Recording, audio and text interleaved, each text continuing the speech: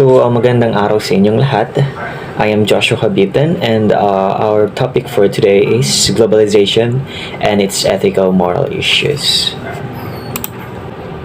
Introductory question. Do you think that globalization would be a strong threat towards our morality? Is it affects our personal life? How and why? And if not, why not? Number 2, how would one preserve good values if exposed largely to a variety of cultures with less censorship? Paano nga ba? Number 3, globalization will open doors of opportunities. Also new addiction. What's your POV on this? Open doors to opportunities. It sounds good, but maganda rin ba ang kinalalabasan nito? Let's all explore the globalization and its ethical moral issue to answer the questions and give us information.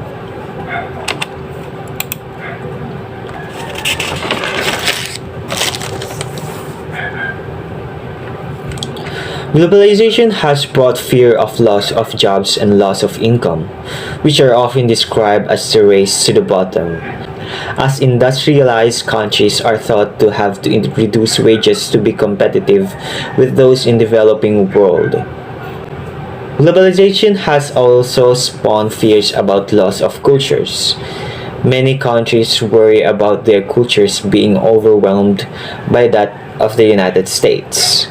So we all knew that globalization comes up with innovative or advanced technology. So one of the disadvantage of globalization ay ang pagkakawala ng trabaho. Maybe in the future or in the next generation, technology na lamang ang kumikilos sa ating lahat. France is a good example. Others fear replacement of their cultures by that of Western nations, some Islamic states.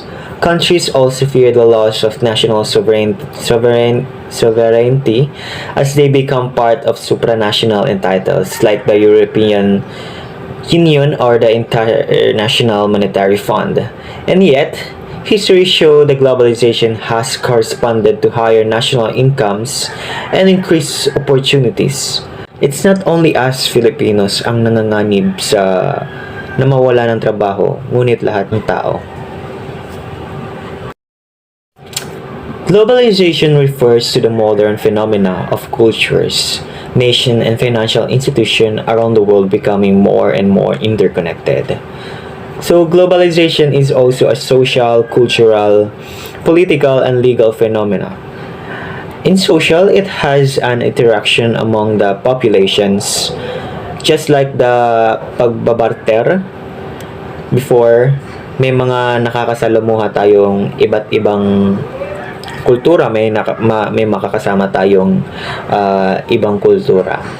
Pasok naman ng culture in globalization, nagaganap ang pag-exchange ng ideas, values, and artistic expression. As a result of this connection, these various institutions are becoming interdependent. This interdependency carries with it ethical and practical issues that are being addressed by politicians and scientists worldwide. Facts about globalization.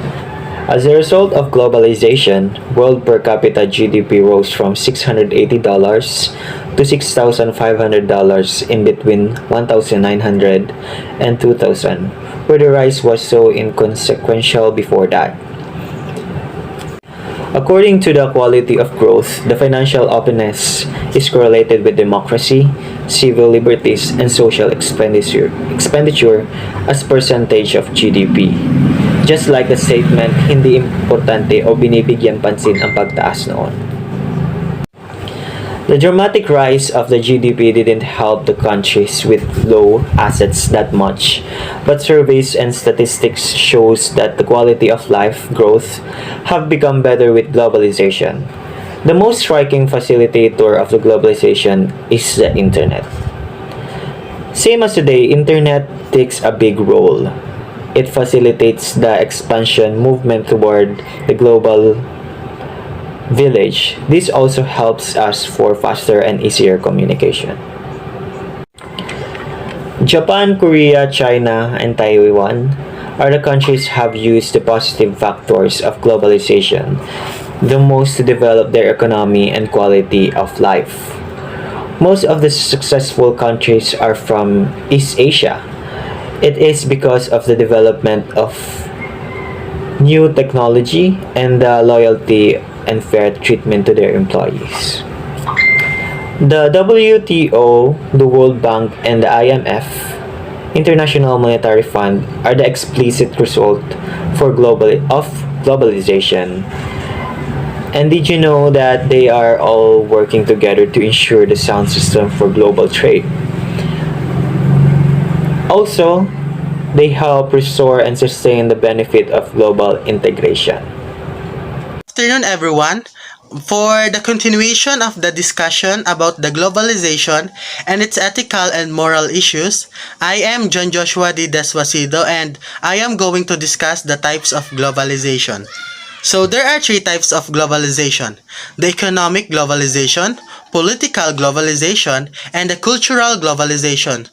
So let us proceed for the first type of globalization, which is the economic globalization. So let us define what is economic globalization. Economic globalization, here, the focus is on the integration of the international financial markets and the coordination of the financial exchange. So, economic globalization as the widespread international movement of goods, capital, services, technology, and information. It is the increasing economic integration and interdependence of national, regional, and local economies across the world. Through an intensification of cross-border movement of goods, services, technologies, and capital. Economic globalization refers to the increasing interdependence of world economies as a result of the growing scale of cross-border trade of commodities and services, flow of international capital, and wide and rapid spread of technologies. Free trade agreements such as the North American Free Trade Agreement and the Trans-Pacific Partnership are the examples of economic globalization. So when we say free trade agreement, it is an agreement between two or more countries where countries agree on certain obligations that affect trade in goods and other services and protections for investors and intellectual property rights, among other topics. So, in free trade agreements, as I've said, one of the example of it is the North American Free Trade Agreement and the Trans-Pacific Partnership that under the economic globalization. National corporations which operate in two or more countries play a large role in economic globalization.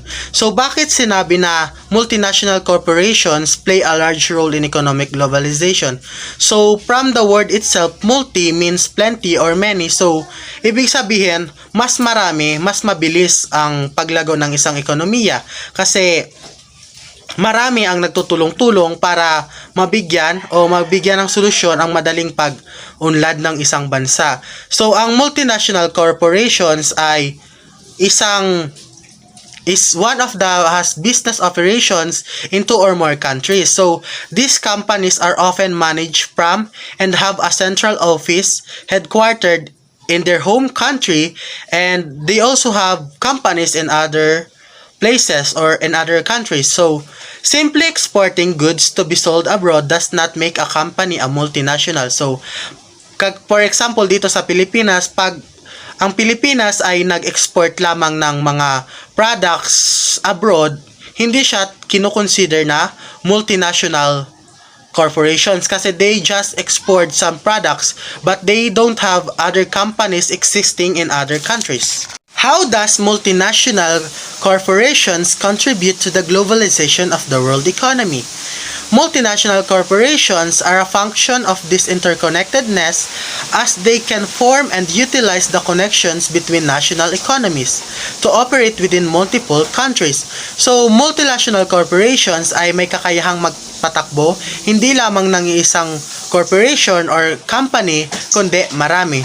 So, imagine kung marami ang ating napapatakbong kumpanya, hindi lamang dito sa iisang bansa, kundi sa ibang bansa, syempre, mas maganda ang kalalabasan nito. Lalo na kung maganda ang pagpapatakbo mo ng isang corporation. So, the cooperation of a multinational corporation within these countries will require significant investment, often called for foreign direct investment. So, pag maganda ang pagpapatakbo mo ng isang kumpanya, syempre, ikaw, yung kumpanya mo ang dadayuhin ng mga investors.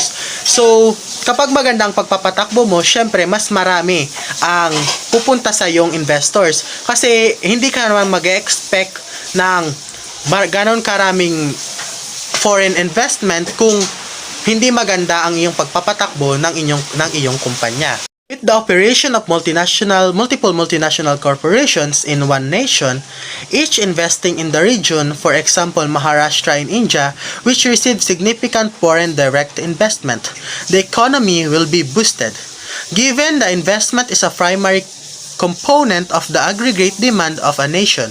So, in the example, Maharashtra in India received significant foreign direct investment. So, pag sinabi kasing direct investment, ito yung mga investors na pumupunta sa isang kumpanya.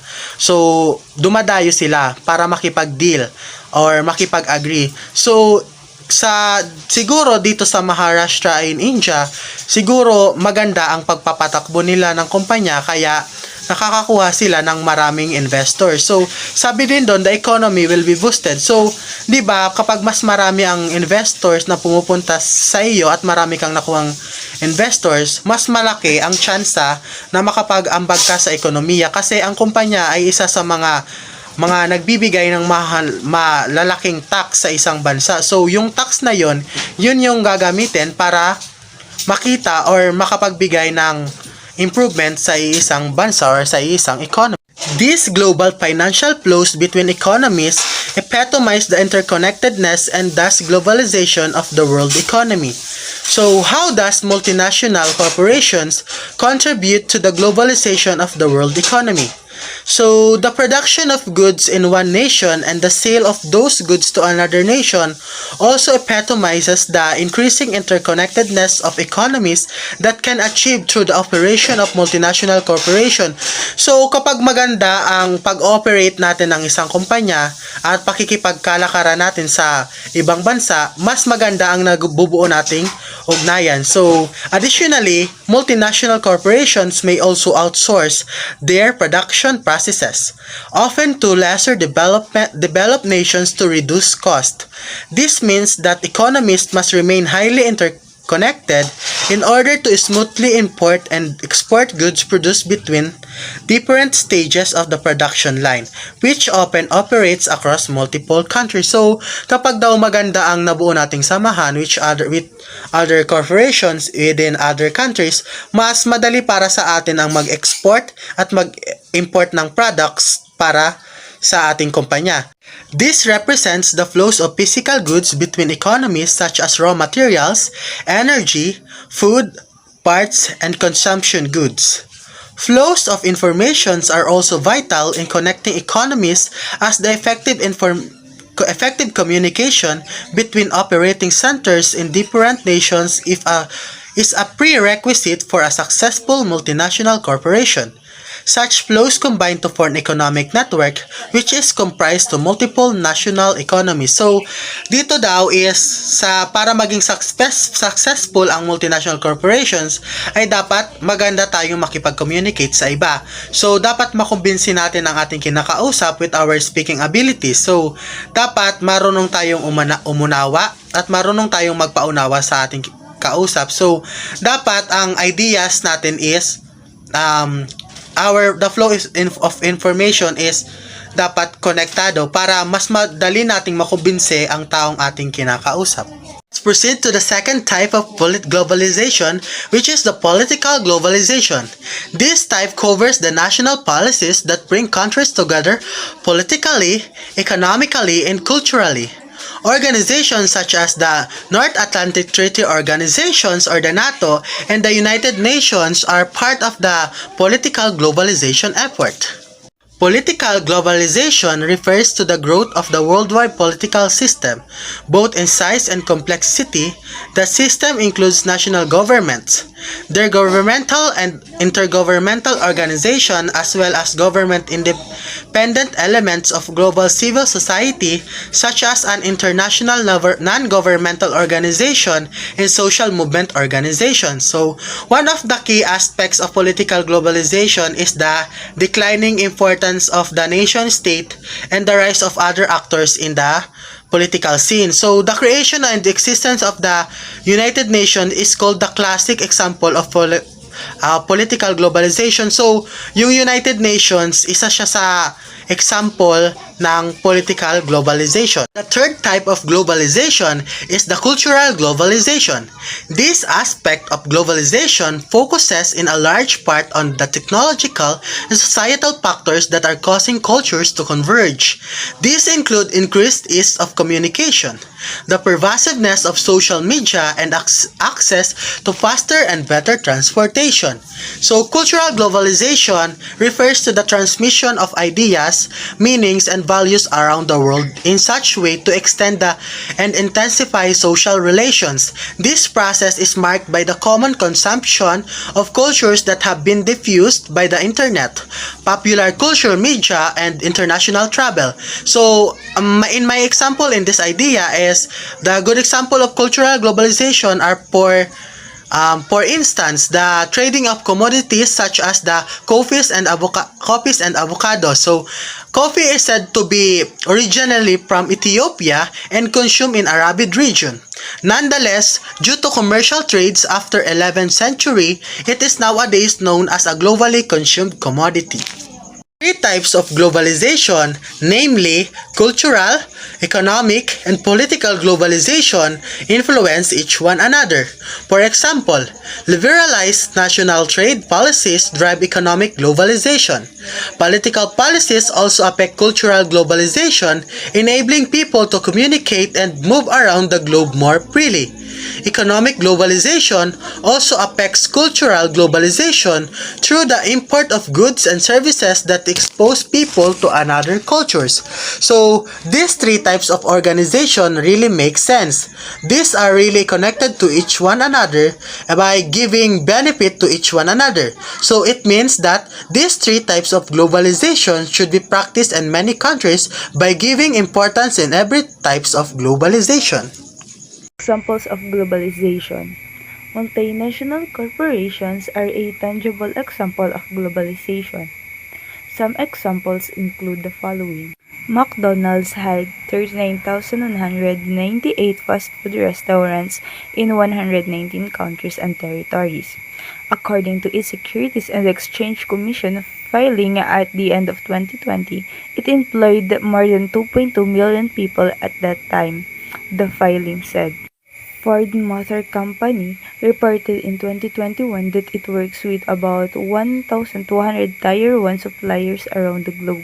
Tier 1 means manufacturers. Amazon's recent expansion has it using tens of thousands of suppliers and employing more than nearly 1.3 million full and part-time employees. Through their influence on social and economic development in the countries that host them, multinational corporations embody the contradictions of globalization. They bring jobs, skills, and wealth. Through their influence on social and economic development in the countries that host them, multinational corporations embody the contradictions of globalization.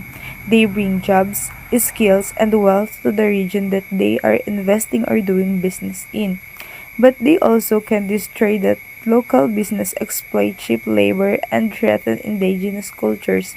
The benefits they offer are often unstable because the loyalty of multinationals is to their investors and bottom lines and not to the local people economies and cultures where they are doing business. Binibigyan nila ng trabaho and pera yung mga region kung saan sila nagtatrabaho. Pero kaya din nilang manira ng mga business at manakot ng mga tao. Yung mga benepisyong binibigay nila ay hindi masyadong maayos kasi yung loyalty nila naka-focus lang sa investors at sa mga taong kasama nila sa business, hindi dun sa taong natayuan nila ng business. Another example of globalization is the response to the COVID-19 pandemic. Because the world was able to communicate around boundaries, nations were able to work together to quickly produce vaccines for the virus. In addition, doctors traveled where they were needed. For example, Cuba sent doctors to Italy at the beginning of the pandemic to assist with the crisis as it is developed there.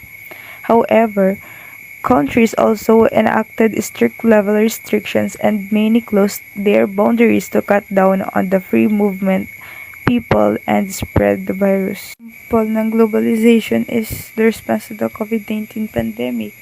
Like, yung Cuba, nagpadala ng mga doctors sa Italy nung simula pa lang ng pandemic para gamutin yung may mga virus na doon. Meron ding mga ibang bansa na sinarado yung mga borders para hindi mag-travel yung mga tao at para maiwasan na din yung pagkalat ng virus. For the Philippines, globalizations can be seen in the increase of literacy. The influence of the United States and Uncle Sam lead to higher levels of English literacy in the Philippines after World War II. This is considered globalization because the influence of the United States created an increase of English literacy. It introduced a new culture to the Philippines. The increase in literacy allowed the Philippines to communicate and trade with more countries. Sometimes globalization can be seen in the literacy. Halimbawa na lang nito yung pagsakop sa atin ng World War II. Naging globalization yun kasi na-impluensyahan tayo ng United States about sa English literacy. Pakilala ito sa bagong kultura ng Pilipinas. Naging help din ito para makipag-communicate tayo sa iba't ibang bansa. Another example of globalization in the Philippines can be seen in the increase of industry. After the Philippines joined the WTO or World Trade Organization, there has been several opportunities for other countries to trade and create work for those in the Philippines. These foreign companies have helped boost the economy. This is an example of globalization because through foreign trade, countries have helped boost each economies. Also, example of globalization is pakikipag-trade ng products. And by that, nagtutulong-tulungan yung mga countries para ma-boost yung economy rate. A third example of globalization in the Philippines is the remittance sector of the economy. Overseas workers send about $10.7 billion back home to their families, which in return helps the Philippines economy. This is considered an example of globalization because it opened the economy to foreign trade and policy. Also, globalization din yung pagpapadala ng mga OFW ng pera dito sa pamilya nila sa Pilipinas. Dahil binuksan nito yung economy to foreign trade and policy. Good afternoon, everyone. My name is Nicole Satimbre, your next reporter, and we are going to talk about benefits of globalization.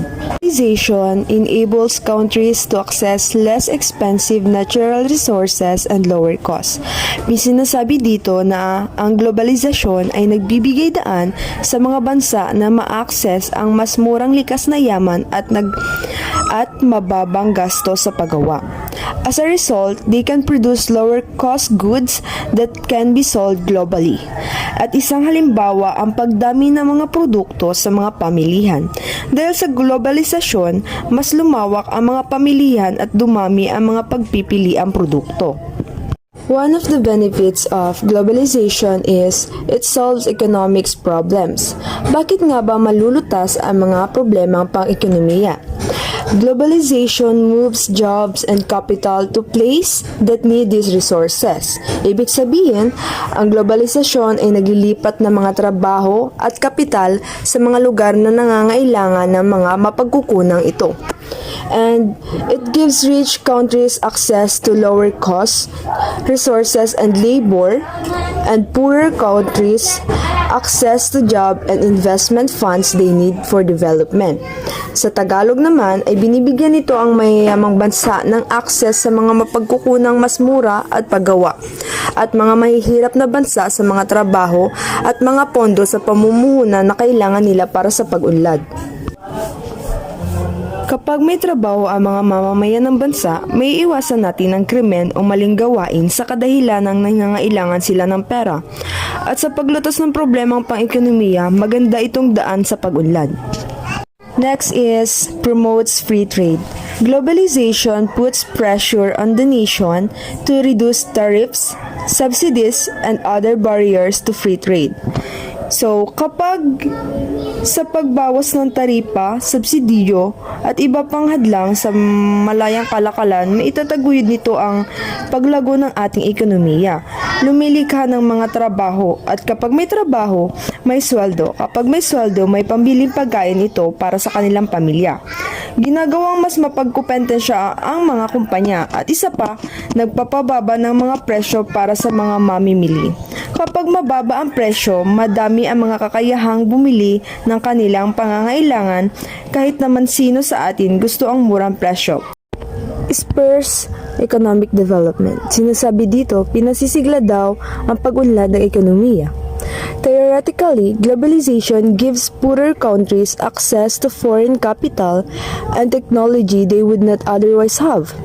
Sa teorya daw, ang globalisasyon ay nagbibigay sa mga mahihirap na bansa ng access sa dayuhang kapital at teknolohiya na hindi nila makukuha.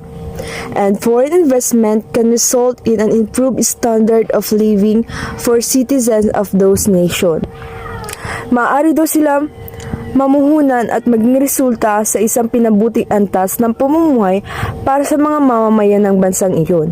Also, encourage positive trends in human rights and the environment. Advocates of globalization point to improve attention to human rights on a global scale and a shared understanding of the impact of people and production on the environment. Sa paghihikayat ng mga positibong uso sa karapatang pantao at kapaligiran, isang magandang gawain upang maiwasan ang kaguluhan sa nasanhi ng hindi pantay na karapatang pantao. Maaari itong magdulot ng pag-aaway o sakitan. At sa karapatang pangkapaligiran naman, may iwasan ang maling gawain ng mga tao sa ating kapaligiran na nagdudulot ng masamang epekto sa hayop, puno at sa ilang mga naninirahan na nais lamang ang kaayusan at kagandahan ng ating kapaligiran. Promotes shared cultural understanding. Advocates view the increased ability to travel and experience new cultures as a positive part of globalization that can contribute to international cooperation and peace. Ang pagtaguyod sa pag-unawa sa kultura at pagtaas ng mga kakayahang maglakbay at makaranas ng mga bagong kultura ay isang opportunity lalo na for me na maranasan at malaman o madagdagan ang ating kaalaman sa ibang kultura. Kayo ba? How about you guys? Hindi ba kayo namamangha kapag may nakikita o nalalaman tayong bagong kultura? Kasi ako, oo. Namamangha ako kasi yung kanilang matatag na kultura at pagkakaiba ng kultura na nila kumpara sa atin ay isa talagang kamangha-mangha na malaman o masaksihan bilang isang Pilipino. To new culture, globalization make it easier than ever to access foreign culture, including food, movies, music, and art. Tayong mga Pilipino, we can't deny na mahilig tayo sa mga pagkaing dayuhan tulad ng Korean food, Japanese food, at marami pang iba. At ang ating pag-iistilo ng pananamit na impluwensyahan tayo ng mga dayuhan na nakikita natin sa through internet or nakikita natin sa personal na nagbibigay sa atin ng inspirasyon para mag-estilo. And And sa music naman, guys. Sa ngayon, marami akong naririnig na mga Korean music, lalo na yung tinatawag nilang BTS group. Sikat na sikat talaga yun, guys. And sa movies naman, mahilig ako sa Hollywood movies. I don't like Filipino movies. Although, may mga magaganda rin naman na Filipino movies like yung kay Katniel. And sa art, guys, Filipino is very talented when it comes to art. Spread of technology and innovation. Many countries around the world remain constantly connected, so knowledge and technological advance travel quickly. Sa paglaganap ng teknolohiya at inobasyon, mas mapapadali ang komunikasyon at pagdaloy ng impormasyon. For example, naimbento ang Messenger app. Siguro naman marami sa atin ang gumagamit ng Messenger app at kabilang ako doon. Dito maaari tayong magpadala ng mensahe at mabilis itong makakarating sa nais nating bigyan ng mensahe. Gamit lamang ang data connection. Cost for products. Globalization allows companies to find lower cost ways to produce their product.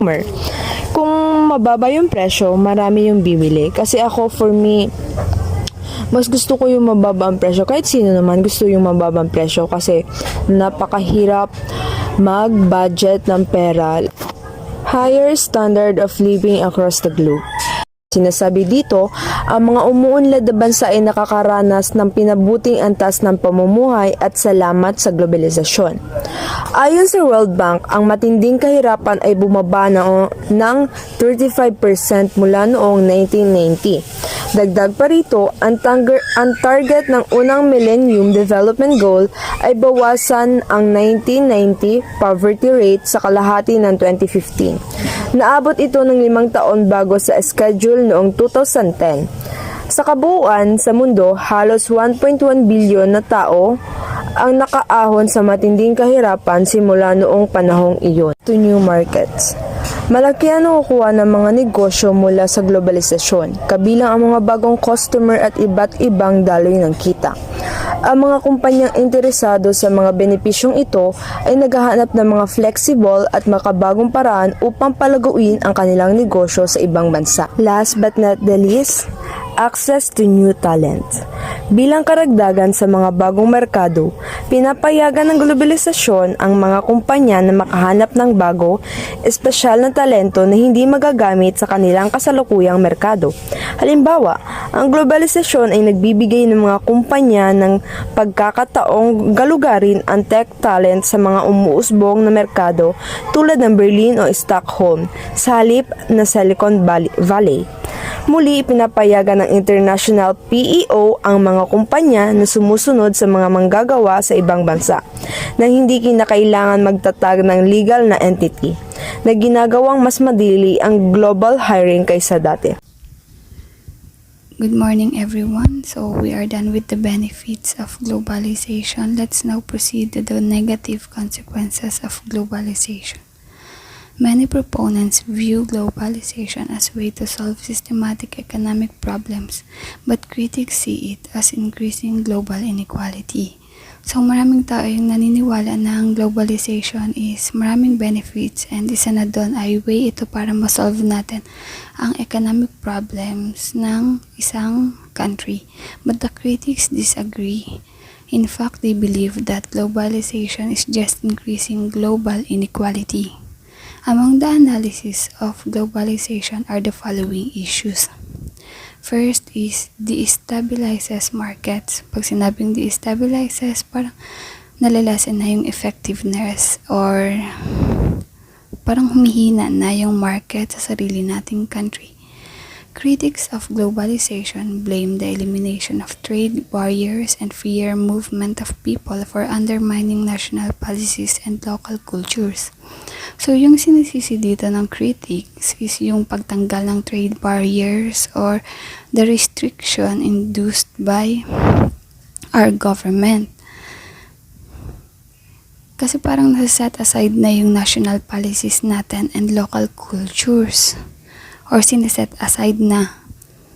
Labor markets in particular are affected when people move across borders in search of higher paying jobs or companies outsource work and jobs to lower cost labor markets. So, yung labor markets natin or yung availability of employment sa country natin ay naapektuhan kasi nga 'di ba karamihan na sa atin yung gusto magtrabaho na abroad or karamihan na talaga sa atin ay nagtatrabaho na abroad kasi nga dun mas mataas yung sweldo. Kaya yung supply ng mga employees natin sa country natin is naapektuhan na kasi lahat tayo gusto na sa ibang bansa. And kaya sinisisi ng critics yung pagtanggal ng trade barriers at yung pagbigay ng freer movement of people.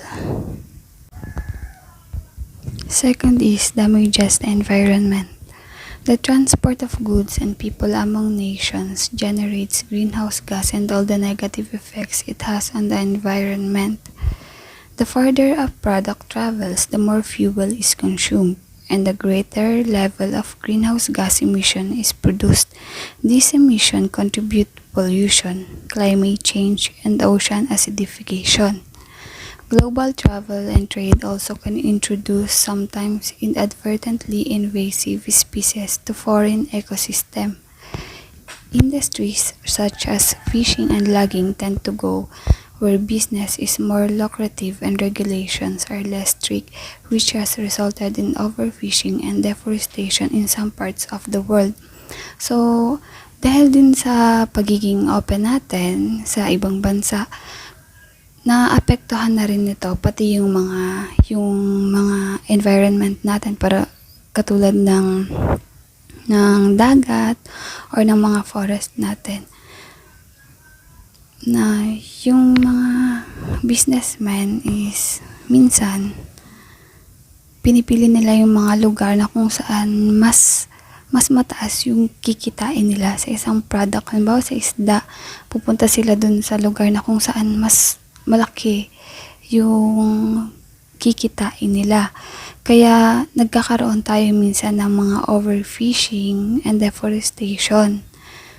Kasi minsan pumupunta rin sila dun sa mga lugar na mga hindi masyado stricto or wala masyadong regulations. Third is lower living standards. When companies move operations overseas to minimize cost, such moves can eliminate jobs and increase unemployment in sectors of the home country. So, yung ibang companies, nagde-decide talaga sila na mag-move ng operation sa ibang bansa kasi kung dun sila makakamura or dun mababawasan yung gastos nila. Siyempre kapag pupunta sila sa ibang bansa, sa ibang lugar, hindi naman pwede na isama nila lahat ng mga employees nila dito sa Philippines. Kaya ang gagawin nila is magbabawas sila or hindi sila magsasama ng ibang employees. Dun sila maghahanap sa bansang lilipatan nila. Kaya ang mangyayari is marami yung mawawala ng trabaho, maapektuhan yung employment sa lugar natin. Kaya sinabi na lower living standard kasi possible na marami ang mawala ng trabaho sa tuwing mag-move sila ng operation sa ibang bansa or sa ibang country. Facilities global recessions. Tightly integrated global markets carry a greater risk of global recessions.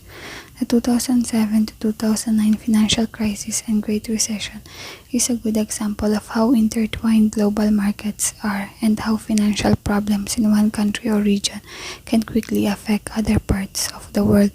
Globalization reduces the ability of individual nations to effectively use monetary and fiscal policy to control the national economy. So, sinasabi dito na kapag ang global markets is united, mas malaki ang risk. Mas malaki ang risk na dala nila na magkameron ng global recession or downturn sa isang country. So, kapag mas maraming involved na global markets, mas mabilis makaapekto yon sa ibang parts pa ng world. Kaya yun pa ang isang negative na consequences ng globalization. Kasi kapag mas marami ang involved na markets or global markets, mas mabilis kakalat or makaka-apekto sa ibang lugar ang isang crisis or problem. Next is damage cultural identities. Critics of globalization decry the decimation of unique cultural identities and languages that comes with the international movement of businesses and people. At the same time, the internet and social media are driving this trend even without the movement of people and commerce. The globalization destroys local culture and making world more similar. This is also known as cultural unification. Globalization also brings new values that are not dear to us. Now, many cultures are able to interact with each other, which cause the individuality of that culture to fade. So, isa pang negative consequence ng globalization is, katulad ngayon, parang nadadamage yung cultural identities natin. Katulad ngayon sa ating mga Pilipino, parang dahil sa pagiging open natin, pati yung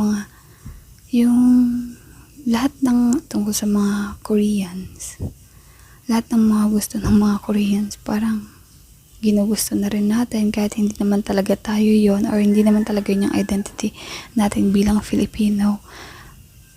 Parang dahil sa social media, tapos dahil din sa globalization, parang nag-fade na yung true identity natin as a Filipino.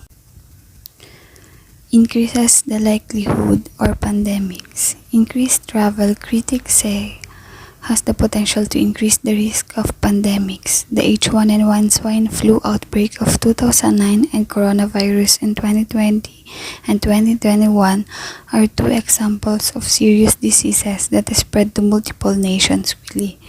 So, isa rin sa nasabi ng critics na dahil din sa globalization is nag-increase yung number of people na nagta-travel sa iba't ibang lugar. Kaya, yun din yung sinasabi nilang dahilan. Kaya, mas mabilis na kumalat yung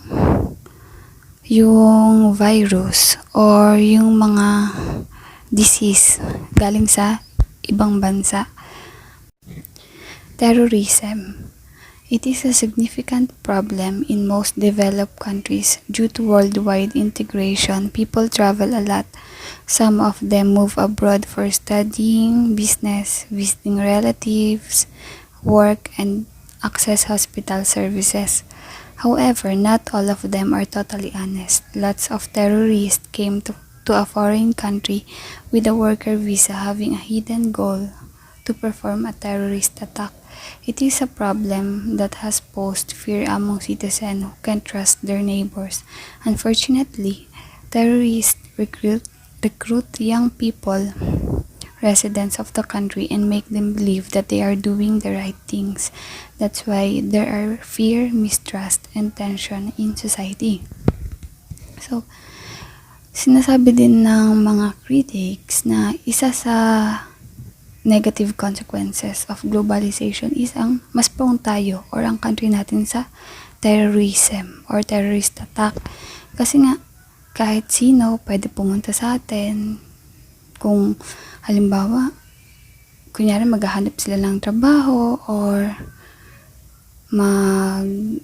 mag-visit lang ng relatives, pero yung pala meron silang ibang goal, which is sakupin or mang-brainwash ng mga tao sa lugar natin.